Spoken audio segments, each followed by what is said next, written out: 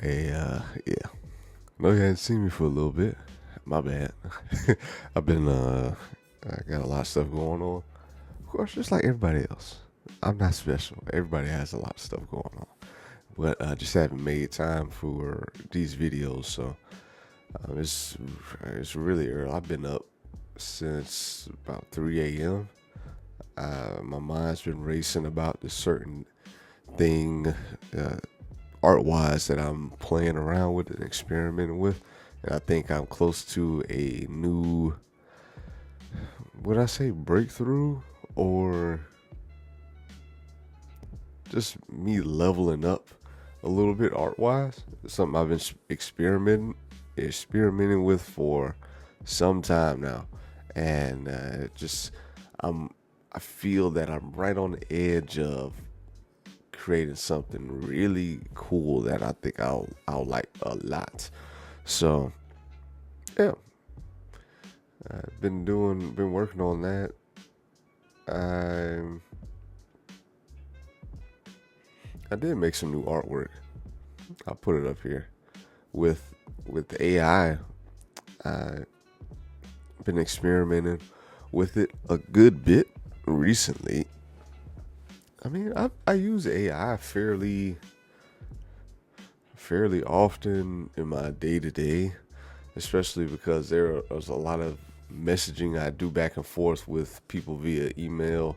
So if I read something, I think maybe I can refine the way I say or make something more concise. I use AI for that, just basic stuff. I use art. I use AI for art as well for different concepts, so I can kind of get an idea what they look like, what it could possibly look like. Just putting the idea into the robot, which I like to call it. Like, hey, I'm talking to the robot. But I do use AI in my artwork a good bit. Oftentimes, with what I use, it's never what it is when it comes out from the when it's generated. It never looks like that.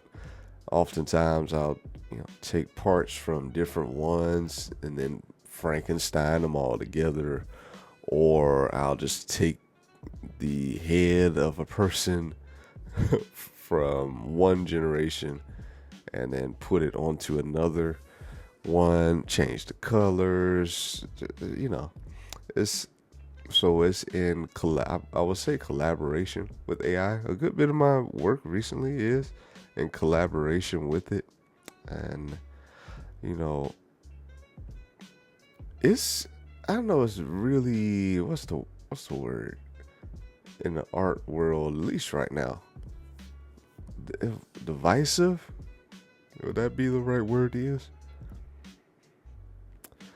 But there's a lot of people who just do not want AI anywhere near art or used in the same sentences as art or conversations around art. And it's confusing to me. Maybe you think differently, which you're free to do. Don't care. But it's just confusing from my vantage point. I was like, why not experiment with it? That's art has always been like experimenting with these things, and I always go back to when I was doing. I forgot why I was looking at this, but around because I don't have nothing to do with photography. I was looking at stuff about when the camera was first invented, and who made the first, or at least who is said to have made the first camera, all this kind of stuff. I was just looking up randomly one day for whatever reason, and I was coming across things where in the art world, people, especially portrait artists, people who were making a living doing that back then, were extremely upset about photography, and they saw it as cheating, and like, you're not painting it, you're not using your brush to create this scene, you're not doing what I did, type thing. And Like, oh, that's kind of how it is with AI. And just because someone's not doing it the way you grew up doing it, don't become the get off my lawn old grandpa. You didn't do it the way I did, so what you're doing is wrong. That's weird. And nobody really cares, honestly. And if you want to put a lot of energy into being upset with people who use AI, I mean, I wouldn't. Because you have your own life. Go ahead, and I'm sure you have plenty of other real world things in your life that you can focus your time and energy on. But if you want to do that, I mean, I'm not the boss of you. I'm not your boss. You can do what you want. I'm just saying it's just strange. And but I've seen a lot of interesting stuff come from AI, and that's art and creativity. You use different tools, different software. I'm sure painters hated Photoshop. I'm sure painters hated that first, those old school computers, where they had the paint, the paints. It wasn't an app on those old school, but the little paint software on there where you can paint with it. Nobody probably liked that stuff because they looked at it like, what, digital painting? What is that? That makes no sense. Why aren't you using real paint? You're not a real painter. This stuff's weird, man. Just do whatever you want, create the way you want. And the reason I'm using AI a lot, the series that I'm building out, I'll leave it at here somewhere, that I'm building out is, I'm not an illustrator, and I don't have the funds to pay illustrators to create scenes for me. With AI, I can create these scenes for my series, and it doesn't cost me tens of thousands of dollars. So you can hate on me if you want, but unless you're going to give me tens of thousands to pay illustrators and all these different people to create my series, you can be quiet and leave me alone. But yeah, I'm going to use AI. And I'm sure I know you. It probably doesn't matter to you much, but this is just me, I guess. I don't know, what is this? Venting a little bit, because it's just I see it a lot, and it's really getting annoying. It's like, come on, man. Art is art. You can do whatever you want. You can use AI. You can use these tools. I never hate on what you use. I just like what the end final product is. Here's one thing I can show you.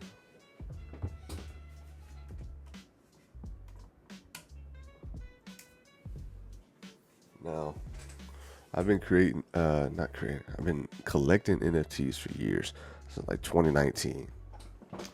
And one of my favorite, this is one of my favorite. I wouldn't say absolute favorite, but it's one of the favorites. That's why I have it framed. This piece right here was created by a good friend of mine. Now, I've collected a lot of her work, and this piece was created. Can you guess what this was made with? She created this with an Android phone. And I think I spent like maybe $1,000 on it at the time. I didn't care what it was made with. I loved this, and it spoke to me. And I just love the emotion it evokes when I look at it. I didn't care that it was made with an Android phone.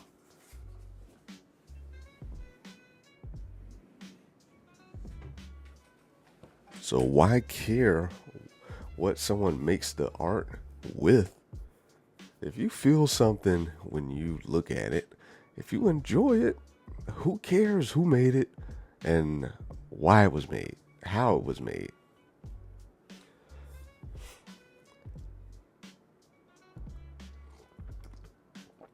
man. Yeah. Anywho, anywho, I'm doing that stuff. It's really cool. Having a lot of fun, experimenting again. I feel like I'm about to have a breakthrough with it. Now, I'm looking in the background. My little characters back there. I always draw. I love drawing on the walls here. It's only allowed here in the studio. And, this is like gloss paint. So I use washable markers. It's really easy to get the stuff off. Like some vinegar, spray it a little bit and wipe it. Comes straight off. No problem. But I want to showcase more of my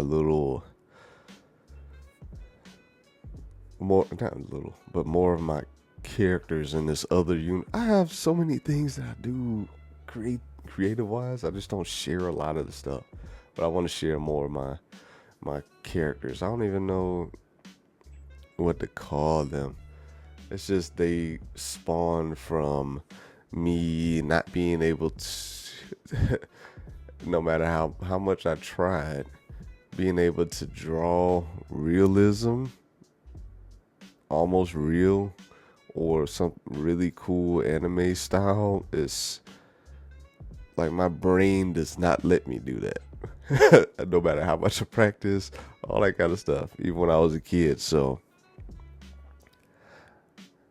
my alternative was drawing these little characters here. And,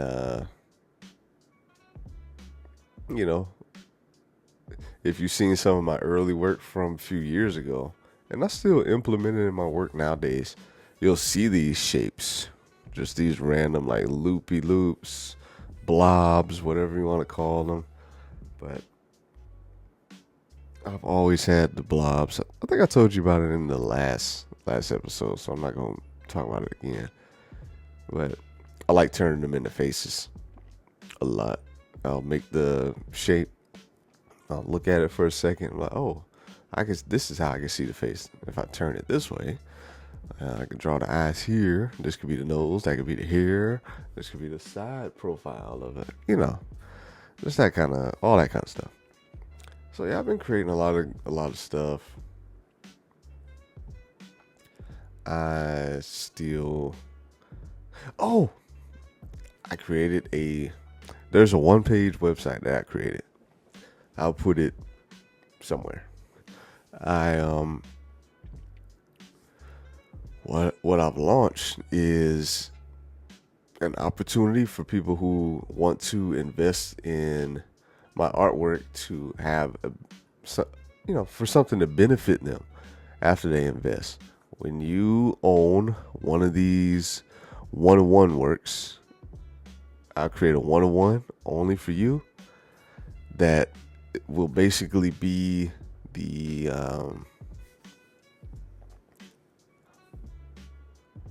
I guess you can look at it as a certificate of, I guess not a certificate. It'll basically be your token, whether you buy it with cash or you want to buy crypto and have it minted on chain. Anything that I sell, because I want to sell these things as prints, t-shirts, who knows, trading cards. I want to use my artwork in other mediums so it can be seen by more people.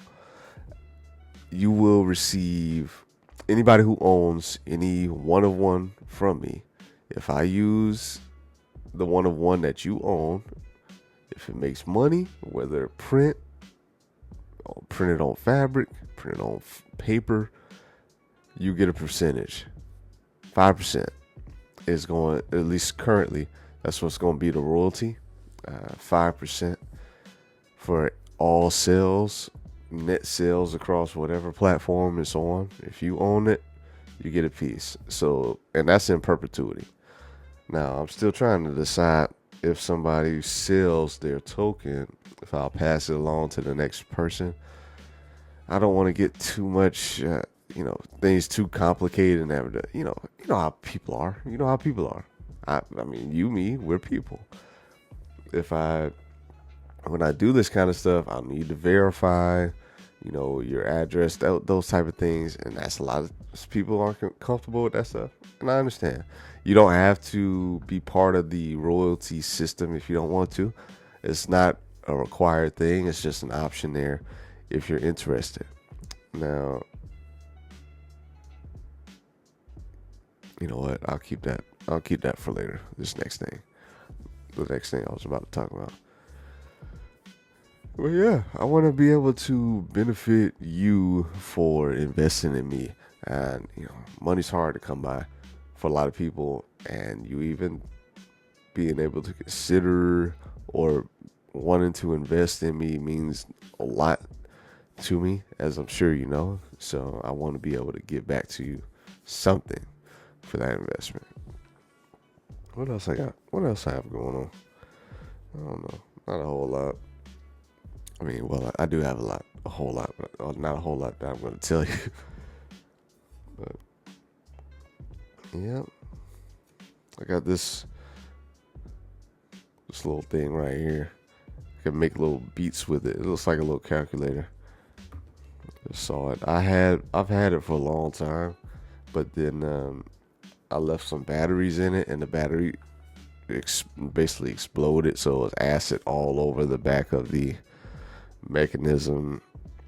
That's not the right word. Over the back of this panel, so it wasn't working for a while. But then a few days ago, I got some vinegar, some Q-tips, and all that kind of stuff. Cleaned it up really good, like as good as possible. Let it dry, and it started working again. So I'm going to be making little beats again in my spare time. And this is something you can carry anywhere you go. You just 2 little AAA batteries. You can carry it around. It's a beat machine. Of course, it's not extremely advanced, but you can do samples with it. You can make, like boom bap type beats, hip hop beats, techno EDM style beats, and it's a really fun thing to keep around. Yeah, I'm gonna ramble too much. Thank you for listening to me